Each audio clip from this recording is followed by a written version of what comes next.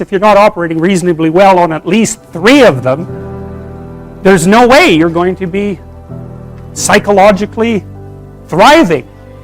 And that's more pragmatic in some sense than psychological, right? Human being, paying myself, it's the same line of logic, it's just taken up to a higher degree of abstraction. And so, generally speaking, you don't want to solve a problem by moving up a level and wiping out the frame within which the problem was experienced. You want to do that carefully, because in principle, the frame that you were working within you'd already assigned value to it and worked at it. You've already invested in it. It's a big sacrifice to blow out the whole frame.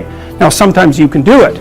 So, anyways, what happens is, you get the bad grade and you're upset about it, and so you've been plunged from your happy, satiated state, let's say, into a state of relative chaos. And the chaos is, I hit an obstacle, I didn't expect it, and now I don't know what to do. And so what does it mean to not know what to do? Well, it can mean I need to study harder. It can mean I should drop this course. It can mean I should major in a different subject. It could mean maybe I shouldn't be in university. It could mean maybe my future plans have been formulated badly. It can mean my future plans have been formulated badly because I don't understand myself very well and I've been telling lies about my past, right? The thing can really expand on you. And that's what the chaotic domain is. That's the re-manifestation of those things that you had considered irrelevant, right? Because when you go to pick up the exam, you've got your identity as a competent student intact. You're not questioning whether you should be in the course or whether you should be in that major or whether you should be in university. None of that. That's all in the implicitly accepted category. And as soon as the anomalous event emerges, all of those things that you had rendered axiomatic start to become questionable. And that's like the shark coming up from the depths to pull you down. And that's the classic way of representing that and of symbolizing it. That's Jonah and the whale, for example. So it's something that manifests itself from the deep unknown and pulls you under, like an alligator at a water hole, which is, I'm sure, one of the sources from which we derived that particular kind of mythological representation. Because you could imagine that when we were on the veldt, after living on trees, we had to go down to the damn water holes, and you've watched enough nature programs to know what a Nile crocodile can do to a water buffalo. It's not pretty. And so to go down to the water, the chaotic water, and the source of all life as well, right, is to risk an encounter with the terrible thing that lurks in the depths. And so we use that as a central metaphor for mapping the sorts of things that happen to us in a much more abstract space. And you know that because one of the things you're going to do, let's say that the professor, there's a professor obviously who gave you the bad grade. Okay, so one logical presupposition is that you're in some sense insufficient in relationship to the course. But another logical and instantaneous categorization is to throw that person into the category of malevolent predator. And you'll do that by becoming upset and cursing the person in your imagination. I've told people to learn to use a schedule. And people often hate schedules because they act as their own tyrants, right? They say, well, you have to do this unpleasant thing, and then here's another unpleasant thing you have to do, and then you have to do this unpleasant thing, and you do that for about 3 days, and you think, to hell with this, I'm not doing that, and you fall off the wagon. That isn't what you're supposed to do with a schedule. You're supposed to use it to design the days that you would like to have if you were taking care of yourself. And so some of that is, you wake up in the morning and you think, here's 5 things I have to do that if I don't do, my life will be worse. It's like paying bills, for example, or taking out the garbage. It's like you have to do those because otherwise things degenerate. So you've got to put some of those in the schedule because otherwise tomorrow is worse.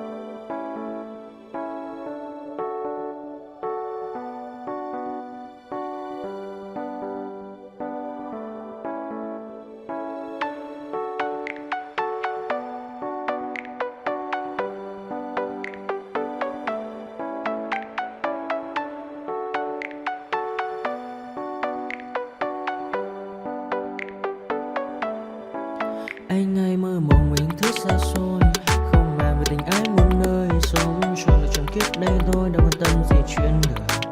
Thế mà lại ngâm tương tư, ông tầm bà mũi xe tơ. Đêm nằm trộm nhớ mơ mơ về ai. Thì ra anh yêu rồi, từ ánh mắt nụ cười, từ đôi môi gọi mưa sao xuyến lòng anh.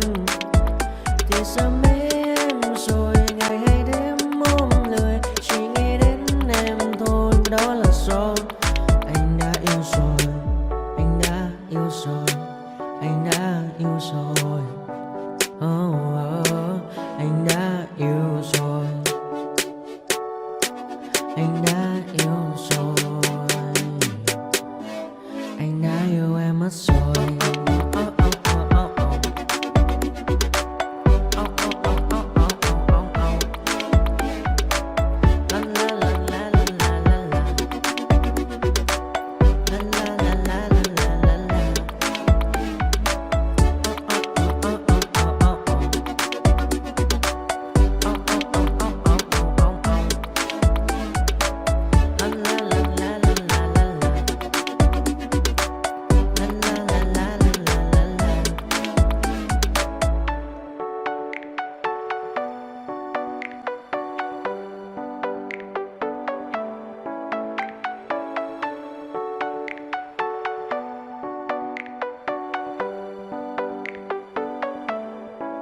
Anh hay mơ mộng mình thứ xa xôi, không màng về tình ái muôn nơi. Sống cho được trọn kiếp đây thôi, đâu quan tâm gì chuyện đời. Thế mà lại nằm tương tư, ông tầm bà mũi xe tơ. Đêm nằm trộm nhớ mơ mơ về ai. Thì ra anh yêu rồi, từ ánh mắt nụ cười, từ đôi môi gọi mưa sao xuyến lòng anh. Thì ra mê em rồi, ngày hay đêm